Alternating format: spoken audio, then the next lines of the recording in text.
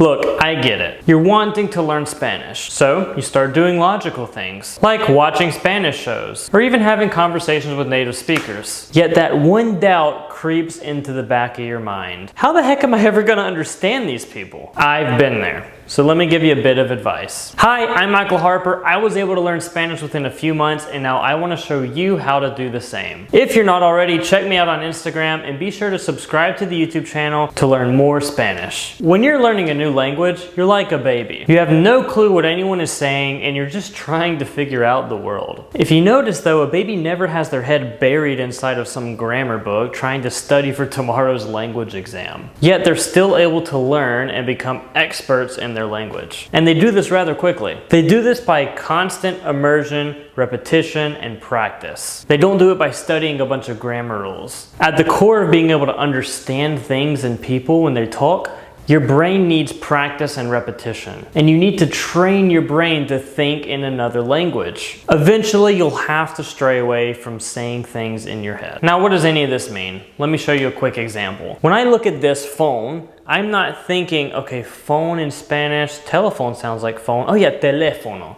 No, when I look at a phone, my brain can automatically switch to either English or Spanish. Imagine having two brains. One is for English, one is for Spanish. Right now when you're learning though, it's like they're both mixed and fighting each other, and you have to think about everything that you're saying and translate everything in your head. Eventually though, this won't happen anymore. I've seen a phone and I've said the word phone in Spanish a million times. I've seen it, I've heard it, I've read it. So when I see this, I automatically can just go teléfono. The same thing with everything else. And this is what happens in the beginning. I'm sure there's already a lot of Spanish words that you know off the top of your head without even having to think or translate them. This will eventually happen as well with phrases. That's how you start to understand native speakers better, because you've practiced with repetition and with hearing these things so many times on repeat. When you even hear phrases, not just words, you know exactly what is being said. When you listen to me talk in English, you're not thinking about every single individual word that I'm talking about.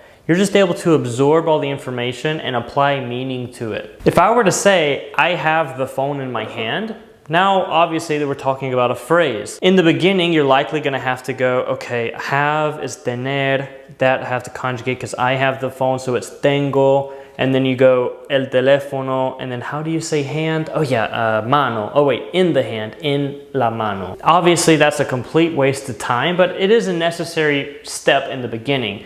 But if you were to say this every single day of your life, or think it every day of your life, eventually you don't have to translate these things word for word. It'll just come natural to you, and you will have said those words that I just said a million times, meaning that you don't have to translate those anymore. This is why speaking is the most important way to practice. I've seen people who have been studying Spanish for years and they know thousands of words, but they can never seem to put these words together into actual coherent sentences. That's because they've never practiced putting them together. Learning a language is not about how many words that you know in order to become fluent. In fact, you don't have to know that many words. What's more important is that you're able to take the words that you do know and form them into sentences in a fluent manner. Meaning that you're not stumbling over every word, you're not having to think too much, and it comes naturally and with ease. At the core of it, to be fluent just means that you're able to communicate with ease. Now that we've got all of the theory stuff out of the way, I want to give you 3 of my biggest tips to practice and get better at hearing native speakers. My first point, my biggest tip, is to not stress about movies and shows. I know that one of the best ways to practice listening Spanish, and one of the most accessible ways to do this, is by watching movies and shows, whether it be on Netflix or YouTube. And this is great practice, don't get me wrong, but I don't want you to stress if you can't understand it. Movies and shows can have different dialects, different accents, and sometimes they can mumble.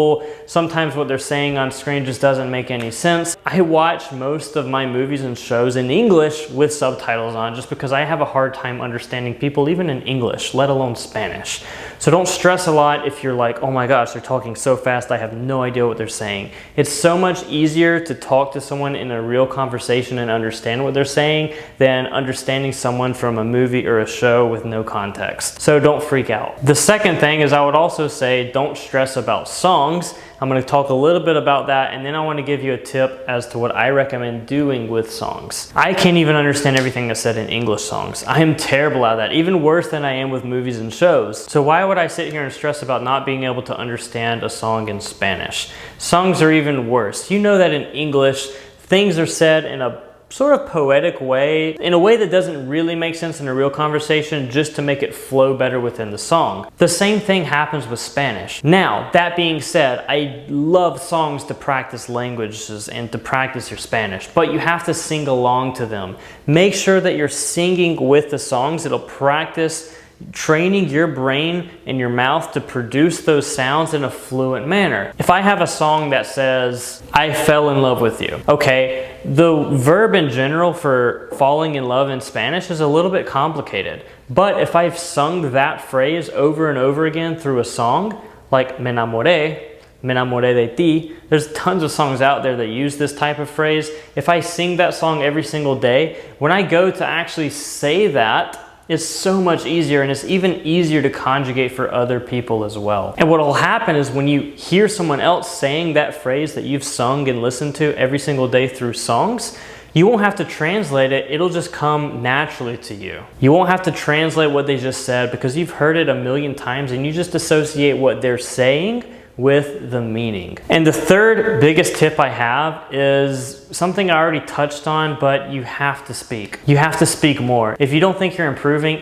I promise you it's because you're not speaking enough. Speaking is the most important practice, and speaking even will improve your listening. That's why when I talk about songs or shows or movies, I always talk about speaking or singing along to these resources, because speaking is so powerful. Your brain works in a different way when it tries to retain information when things are spoken out loud versus when they're just heard or read. So you've got to speak. I promise it'll improve your Spanish so much. And the last thing I'll mention is I highly encourage you, if you're trying to learn Spanish this year, go check out my free masterclass. I show you everything that I did to be able to learn Spanish within a few months, the method I used, the resources I used, what I did versus what I did not focus on, and I've made this free. Check it out. The link is in my description. You can save your spot for this free masterclass. I hope this gives you some clarity and some confidence. This is not meant to stress you out. This is actually meant to do the opposite, to show you that it will come with time, that I promise if you trust the process and you follow these tips, eventually you will notice that you're understanding people more and more. The most important thing is that you practice a little bit every day. Be sure to subscribe to the channel and be sure to save your spot in my free masterclass. See you in the next video.